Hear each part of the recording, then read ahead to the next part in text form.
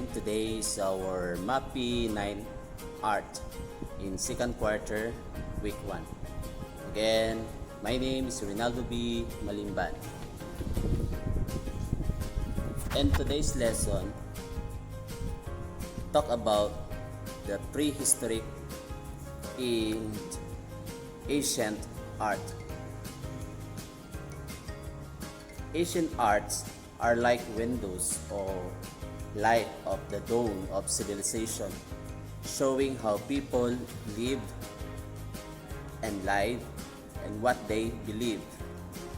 Prehistoric art dates back to the time before people kept written records about their culture, ideas, beliefs, and living customs.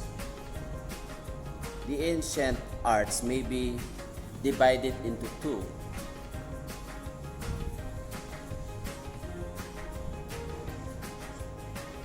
The one is Paleolithic age of 2.5 million to 10,000 before Christ, and Neolithic age 10,000 to 4,000 before Christ.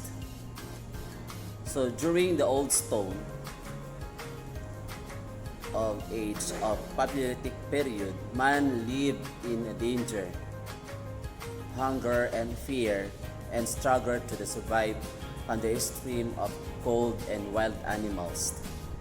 Caves were dwelling place for the people during the Paleolithic period.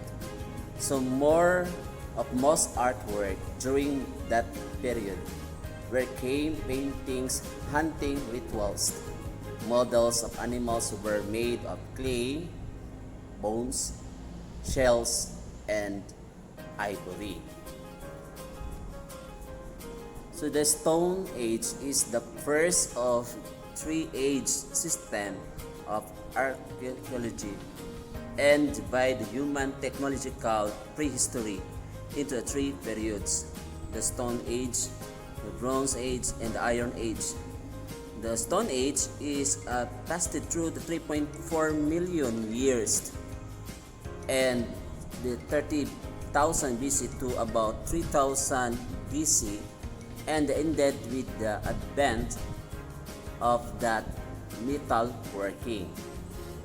So the New Stone Age or Neolithic period saw the development of building of the structures in the form of megalith and a post of lintel system, where the cross beam and placed above two posts. The most famous of these in Stone Age in England.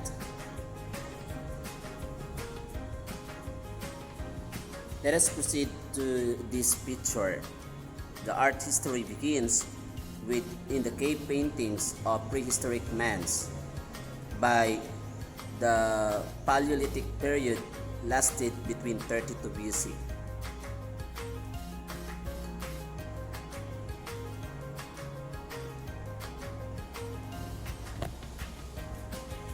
Next is the ancient art. During the ancient period, different major civilization developed in the different parts of the globe.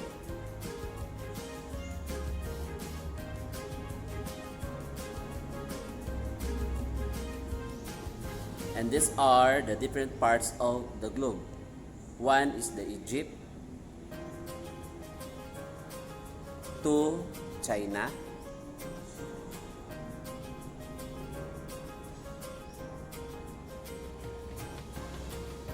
three, India, four, Mesopotamia,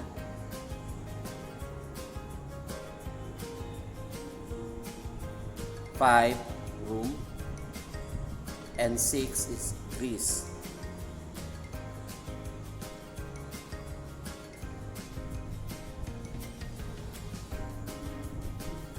In the story of ancient Egyptian culture, that the ancient Egypt is developed along the banks of the Nile before 3000 BC or before Christ.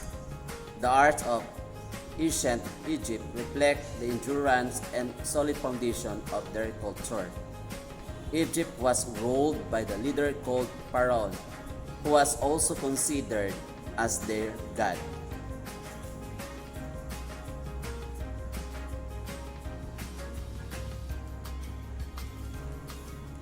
So this picture is the wall painting found in the tombs of the royalty showing the daily life of Egyptian. And that could be the greatest achievement of the Egyptian art was architecture in the construction of the Great Pyramid. The first pyramid was built as a tomb for the pharaoh and other important people. So the tombs were decorated with the steel, a curved stone slab used by monument.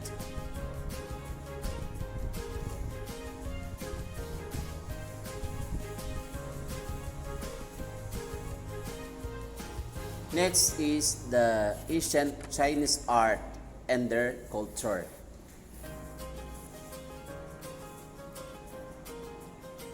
So the story of China is divided into periods known as dynasties or ruling class. That the Shang dynasty began around the 1766 years before Christ. So the ancient Chinese were skilled in all areas of art, especially in bronze.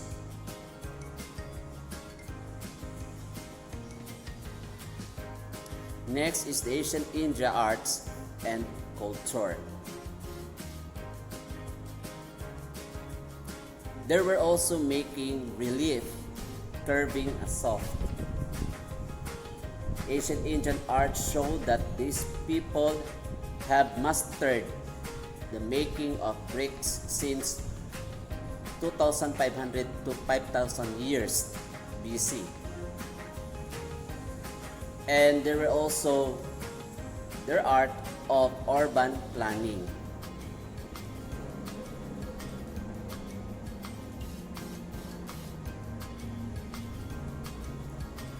Next is the ancient of Mesopotamia.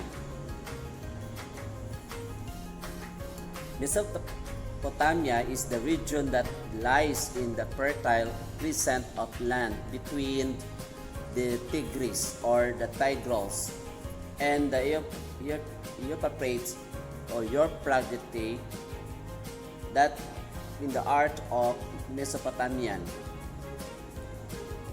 So the Sumerian were the first people in Mesopotamia to follow a system of writing called cuneiform.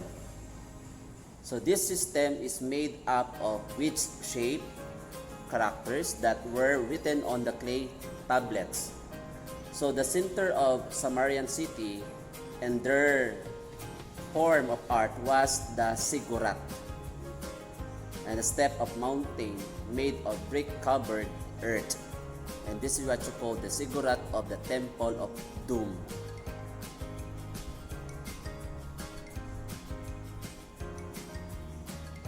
Next is the performing arts in the ancient Greece.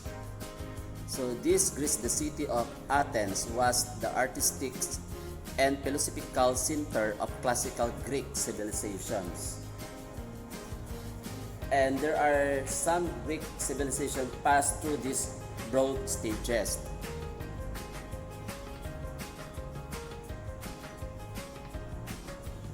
So this is the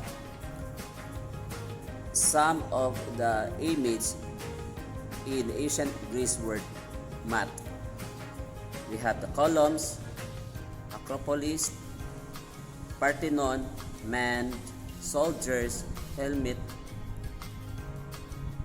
lyre, path, mythological creatures, Olympics, Poseidon, Zeus, Celton, woman, soldiers, and gods.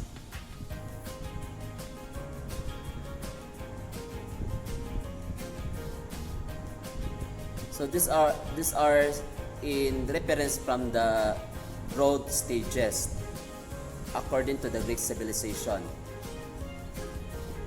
The one is the Archaic period. So during the archaic period, the Greek assimilated influence from the Egypt. Greek paintings were similar to the style of Egyptian painting.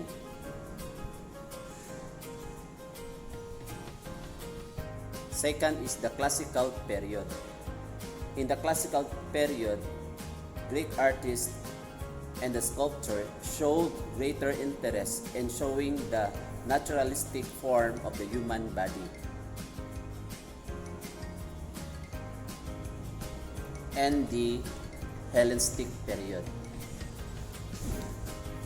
Another one is the Greek also developed the three-column style of architecture. First is the Doric. Second is Ionic. And third is Corinthian.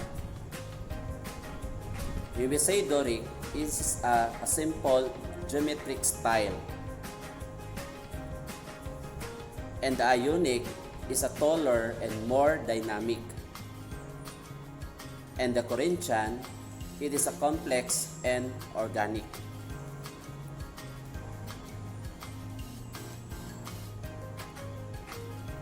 This is picture show from the slideshow from the above city in Acropolis. And this admired by the structures from the world famous outcropping by Athenians is the Parthenon. That is also included. The Hellenistic period is the referred to as time when the artist portray ordinary human figure. So the Greek also became more dynamic and less idealized.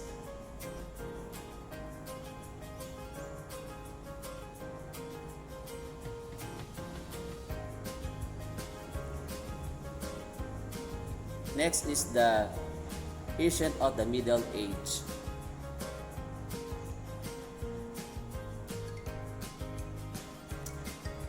The period of history beginning about 500 after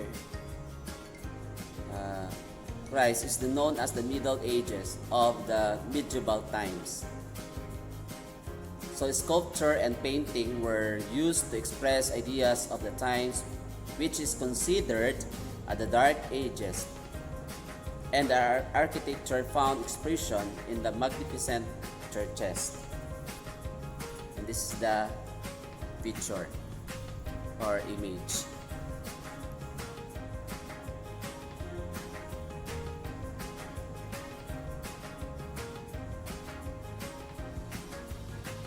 The art and architecture during the Middle Ages include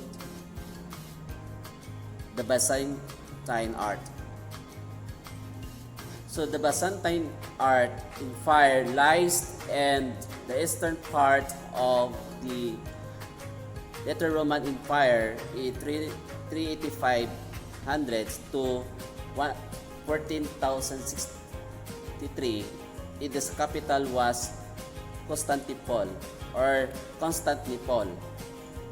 So the Byzantine art of painting is characterized by precision, a formal and a very rich color.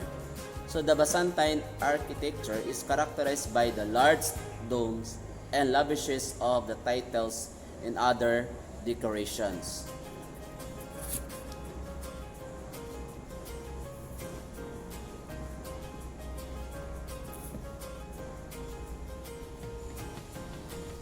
Next is the art of architecture during the Middle Ages include the Romanesque. So the Romanesque art developed from the Roman principle during the 11th to 13th century. The architectural art and characterized by the massiveness and elaborate ornamentation, rounded arches are open to the tires. A warfare was common during the Romanesque period. His king and rich landowners were forever fighting to protect or enrich their properties and themselves, and they build a castle and fortress like dwelling with the thick walls and very few windows. So this church was also responsible for the development of sculpture during the period. Since most people were unable to read, sculpture was used to teach religion. Hence, the churches were covered with relief and statues portraying the same by the Bible teachings. So this painting, the church teaching spread through the illuminations of hand letter books. The illumination are hand-painted books with preseo, a painting creation where pigment that applied on the picture spread like a fresh plastic. Giotto was the famous Greek artist during the Romanesque period.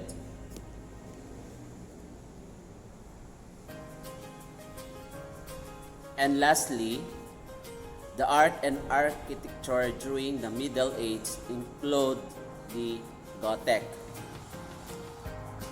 So, this Gothic art, with the growth of trade at the end of Romanesque period in Europe, the land replaced money as the measure of wealth. However, the church is considered to have a great effect on the people as well as in the art. One of the greatest contributions of the Gothic artists is the cathedral, a large complex church created a set of the office for the bishop. So the Gothic of French architecture is characterized by the what? The pointed church tower, a curved arrangement of the stones reaching up to the central point, which allowed this design to carry weight downward. Second is the flying batteries, is a brace of support placed on the outside of the building that gave support when there art and other parts of the building. So this architectural development is did away with the need for the solid walls and allows by the possibility of layaway windows in the churches and the cathedral. And the stained glass windows are also used in a cathedral, replacing the thick walls and allowing the light to penetrate inside the cathedral. So let us try to give some of a mark lesson review from the prehistoric in the ancient arts.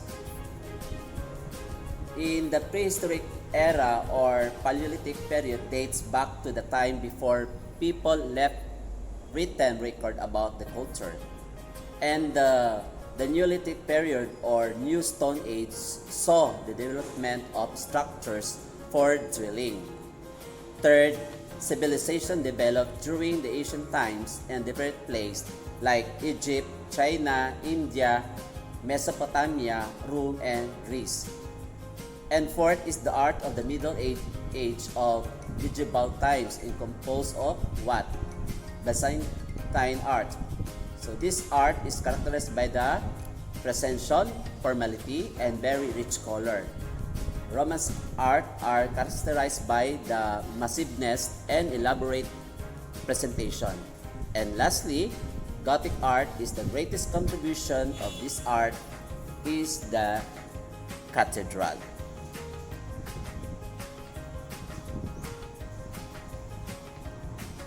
That's all for today's lesson in MAPEH 9 Art. Please watch my e-class learning platform for the next week. Thank you! Again, my name is Reynaldo B. Malimban, your MAPEH Art 9.